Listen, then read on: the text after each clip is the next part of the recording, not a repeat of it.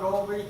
Yeah. Okay, and he won because the other guy signed the wrong scorecard? Well, this isn't it.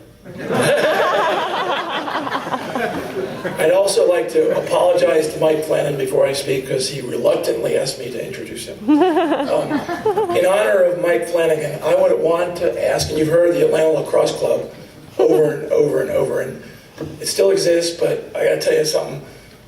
Back in the day, it was something special. We had a great party last night. So I'm going to ask, before I talk about Mike, I want every member here who played for the Atlanta Lacrosse Club, their spouse, their significant other, or the children to please stand up.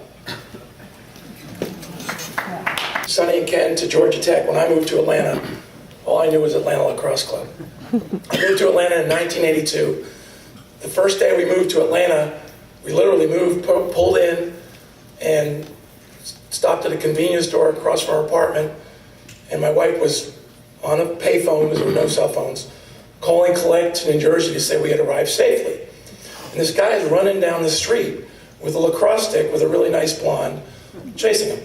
And that was Gary Schaefer. And he said, oh, you've got to come to this meeting we're going to have, because I didn't even know there was a club. We're going to have this meeting at this guy's house. I said, well, where is it? And he said, well, it's in Alpharetta. I'm like, where the hell is that? Well, that was my first trip to the Ponderosa. I do have an iPad that has the Bonanza theme, but my wife and children said no. I also have the Rock the Casbah, and they said no. The Ponderosa is on the site of Johns Creek High School, the exact location. In fact, I'm not sure, I think there's a historical marker there describing the significance to Atlanta lacrosse at that site.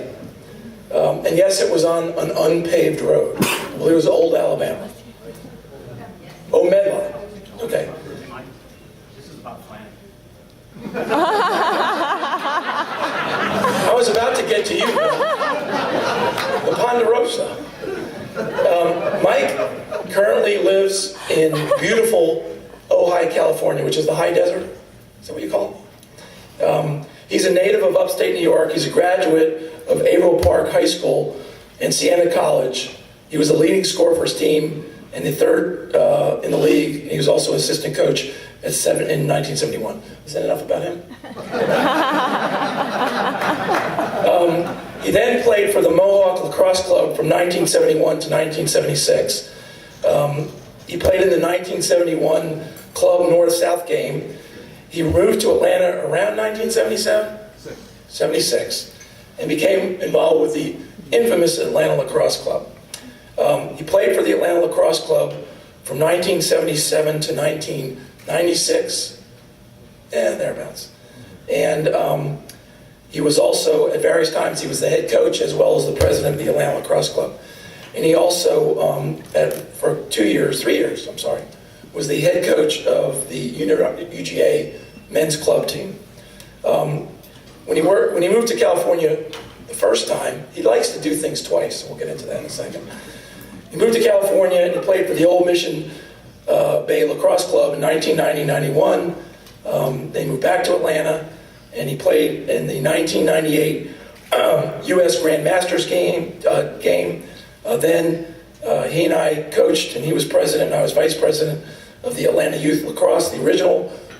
Well, Doug started the Atlanta Youth, which was a high school team. We transferred it to a middle school and sub-team, and he coached and was president from, I lost my place, 94 to 98. He also coached and founded the Chattahoochee girls team in 1999-2000.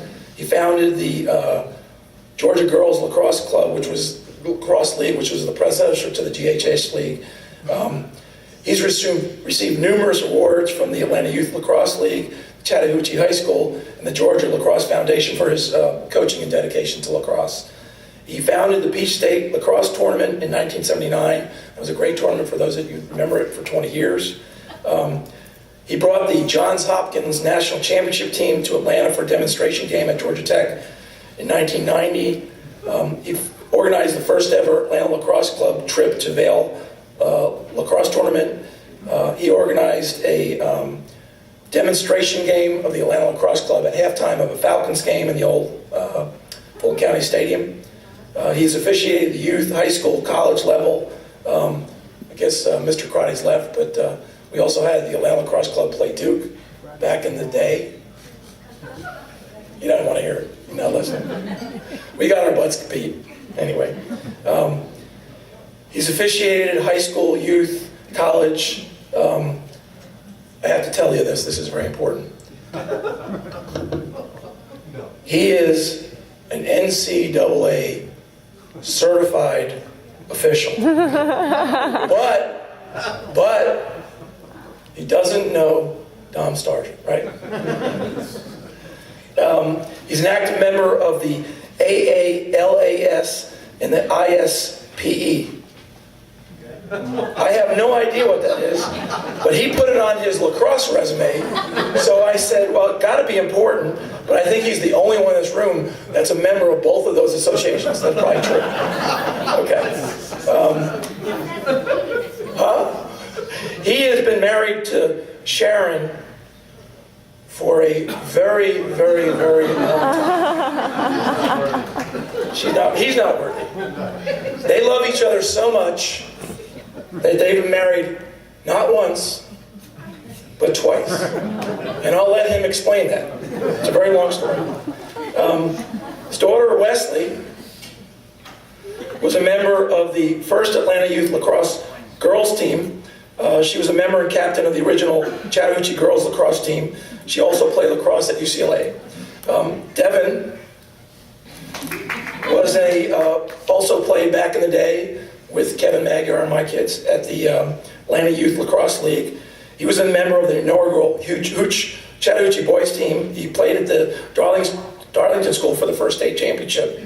And I'm done. It's my pleasure to introduce Mike Flanagan. A lot of that was exaggerated, as you might imagine. And my apologies to Rena and Julie. I did not found the Atlanta Women's Lacrosse League, whatever Michael said. I was part, but not much of it. Thanks, Mike. I appreciate the words. I want to congratulate all my fellow inductees and the other award winners this evening. It's quite an honor. Having been away from Atlanta for so long, it's wonderful coming back here and seeing so many faces. It's incredible. Of course, it takes a minute or two or so to recognize everybody. I want to thank the Hall of Fame committee for electing me and the wonderful recognition that goes with it. Jim, your table might be careful. I've been told that I will possibly have some lovingly thrown tomatoes tonight on these tables behind here, so table be careful there. I'd like to thank my family, Wesley and Devin, as Mike just mentioned, and of course Sharon, for putting up with all the time I spent on lacrosse through those many years.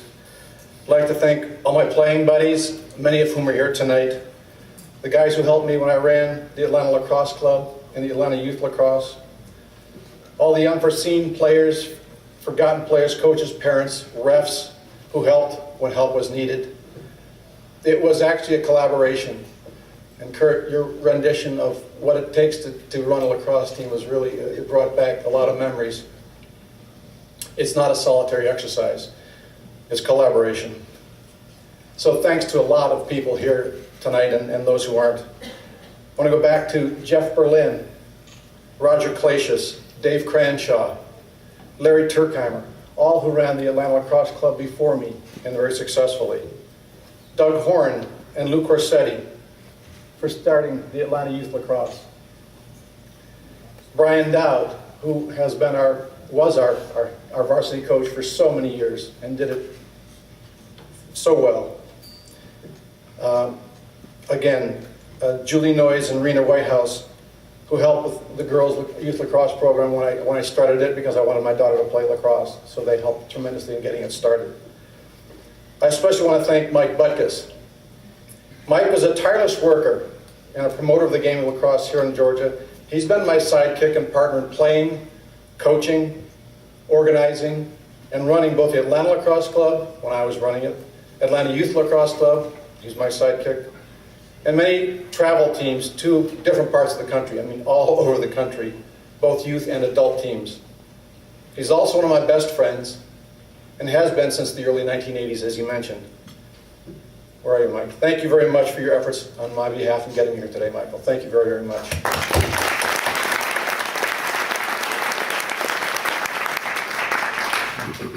A lot of us started playing off the game, which is true for me too, and that was 50 years ago. I've since morphed into coaching, organizing, reffing, parenting, and being a fan. That involves a lot of practices, a lot of games, and a lot of road miles, of course. We do it because we love the game.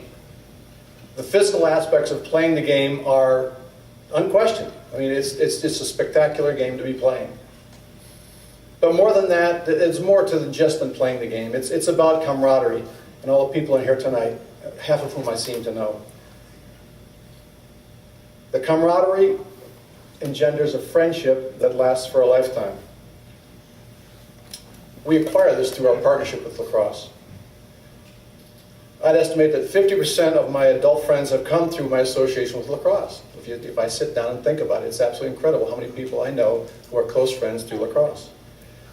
It's a true carryover sport. When you talk about carryover sport, this is one of them. You can play it for a long, long time and have friends forever. Sam Walker and Dave Hofstetter, with their wives June and Corinne, are godparents to my children, Wesley and Devin. And of course, I met Sam and June, Dave and Corinne, through Lacrosse. You may remember, if you go back a ways, Sam and Dave, the Motown group. Well, Sam and Dave would sing a lot of Motown hits when the three of us would drive our Corvettes. We each had a different Corvette, color Corvette, the same year. Drive it to the old O'Keefe Junior Middle School, which is now part of Georgia Tech, in the late 1970s. And we would do it for practices and games. Dave, of course, is infamous for having his blue Corvette with a red cooler on the back of it strapped with the refreshments. And that was a tradition. It was a memory now. Well, actually, it's not so much a memory. He still does it. There's so many memories. We had a little party last night at Dave's house, and most of the ALC who's here tonight was there last night. And we went through story after story after story after story, and we got through maybe a third of them. There's just too many to mention. We'll be recounting them again tonight, and if you want to join us and hear some wild and crazy times, join us. We'll talk about them. Mike mentioned that I played in upstate New York for Mohawk Lacrosse Club. It was actually from 1970 through 76. And it is there that I met the love of my life, Sharon, at a lacrosse party. We've been married, Mike, 37 years, and thanks for not revealing that. It's a long time. And what more could you ask for than to meet your life partner through the sport that you love? So without question, and paraphrasing the immortal words of Chico Escuela, Garrett Morris, from Saturday Night Live, lacrosse has been very, very good to me. Thank you very much.